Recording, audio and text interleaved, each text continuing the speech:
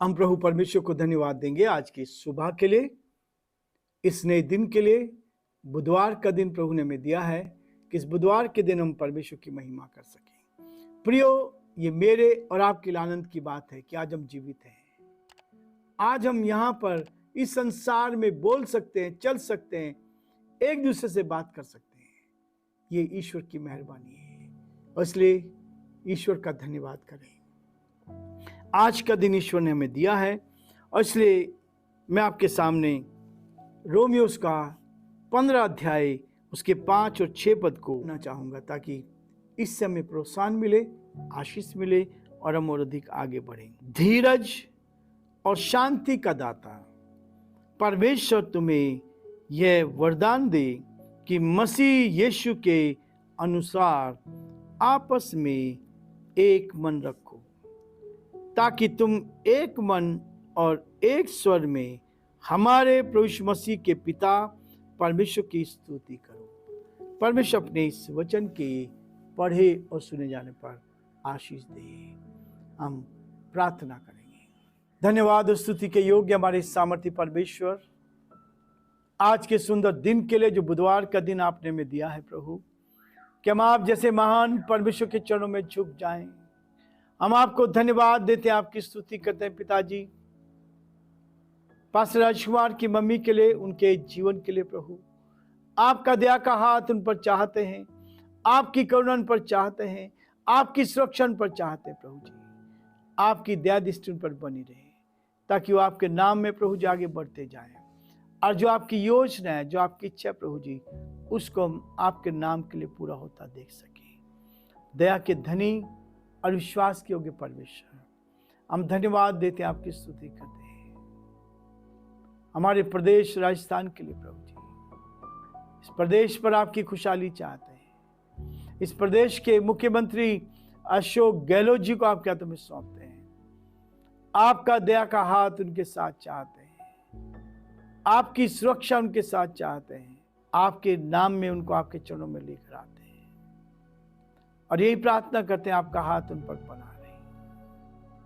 हम प्रार्थना विनती करते हैं पिता परमेश्वर, हमारे देश के लिए, देश के प्रधानमंत्री के लिए, उनके साथ उनकी मदद कर।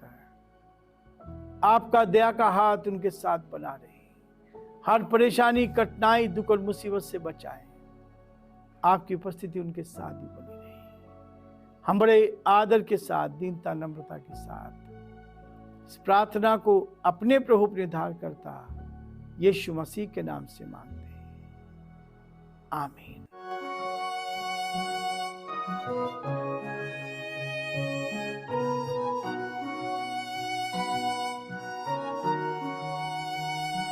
कलवरी के पास खड़ा हो, खून की धारा देखता जा,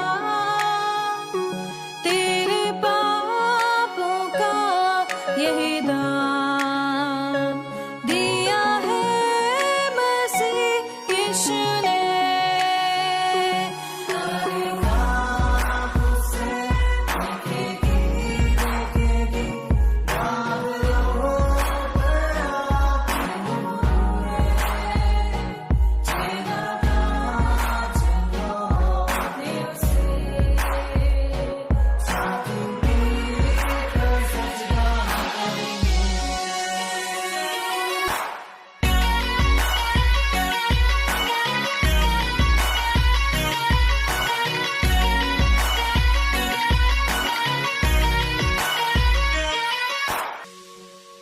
ये हुआ सब तेरे लिए, तूने भी उसे छेड़ा था, फिर भी प्यार से वो बोला था, जाता क्यों नहीं तू उसके पास, फिर भी प्यार से वो बोला था, जाता क्यों नहीं तू उसके पास।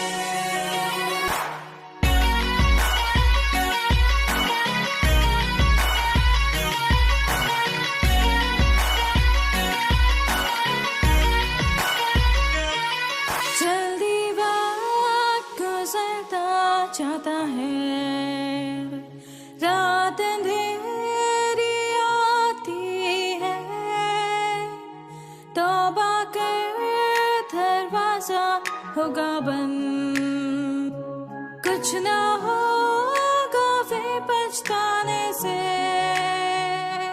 तौबा कर दरवाजा होगा बंद, कुछ ना होगा फिर पछताने से।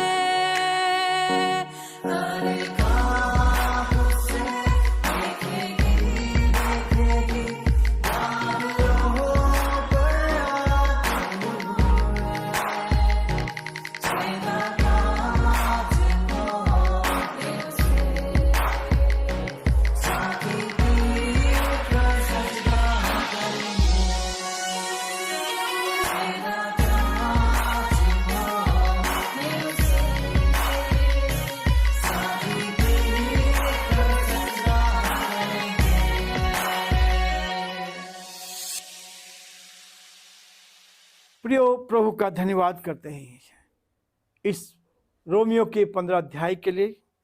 और यह अध्याय हमें इस बात के लिए प्रेरित कर रहा है कि दूसरों की उन्नति के लिए हमें हर समय तैयार रहना चाहिए।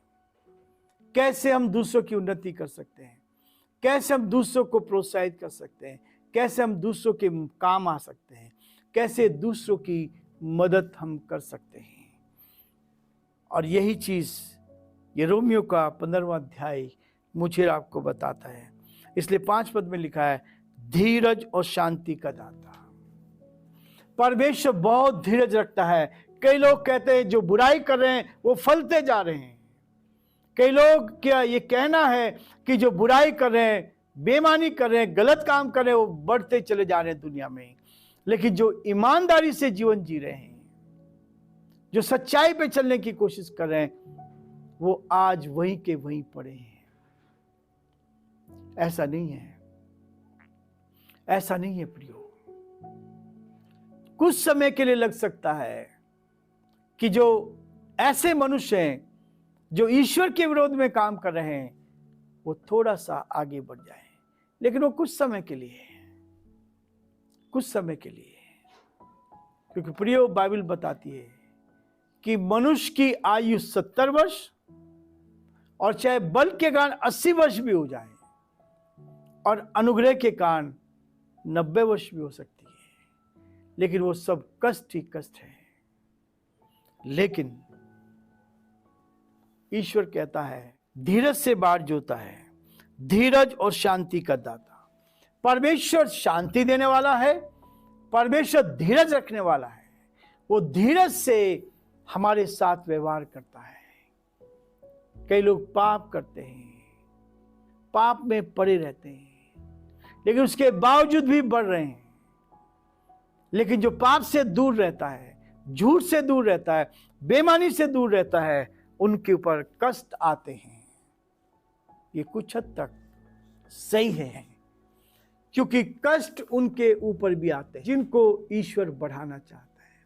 परीक्षा उसके ऊपर भी आती है जो पास होना चाहता है, और परीक्षा उनके पास ही आएगी जो सुबह जल्दी उठकर स्कूल जा रहे हैं, जो सुबह जल्दी उठ के पढ़ रहे हैं।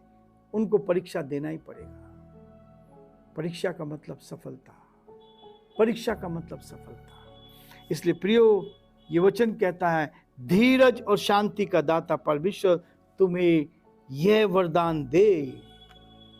वो हमें वरदान देना चाहता है, वरदानों से भरना चाहता है। चाहे वो बजाने का वरदान हो, चाहे गिटार बजाने का हो, चाहे ढोलक बजाने का हो, और चाहे गाने का हो। एक से एक वरदान से आपको भरना चाहता है, ताकि आप उन्नति की ओर बढ़ते चले जाएं, आप उन्नति की ओर बढ़ते चले जाएं। और इसलिए वो कहता है, धीरज और शांति का दाता परमेश्वर तुम्हें वे वरदान दे कि मसीह यीशु के अनुसार आपस में एक मन रखो। हम सबके जीवन में यह अभिलाषा होनी चाहिए, हम आपस में एक दूसरे के एक मन हो जाएं, आपस में एक मन रहो, ताकि तुम एक मन और एक स्वर में हमारे प्रभु यीशु मसीह के पिता परमेश्वर की स्तुति करो। हम एक स्वर में, एक मन में, एक आत्मा में होकर उस ईश्वर की आराधना करें। और जब ईश्वर की आराधना करते हैं, उस आराधना पर परमेश्वर हमें आशीष देता है। प्रियो, यही है मेरे और आपके लिए। वो कहता है शांति का दाता, जो धीरज और शांति का दाता है, परमेश्वर तुम्हें वरदान दे कि हम मसीह के अनुसार आपस में एक मन रहो। आपस में एक मन रखिए, अपनी बड़ाई के लिए नहीं परंतु दूसरों की भलाई के लिए हमारी चिंता करनी चाहिए। हम अपने लिए नहीं परंतु दूसरों के लिए जीना सीखें। हम अपने पड़ोसी के लिए जीना सीखें। हम दूसरों के लिए प्यार करना सीखें। अतः परमेश्वर हमें आशीष से भर दे। प्रभु आप सबको बहुत आशीष दे। और प्रभु का हाथ आप पर और आपके परिवार पर बना रहे। आमीन।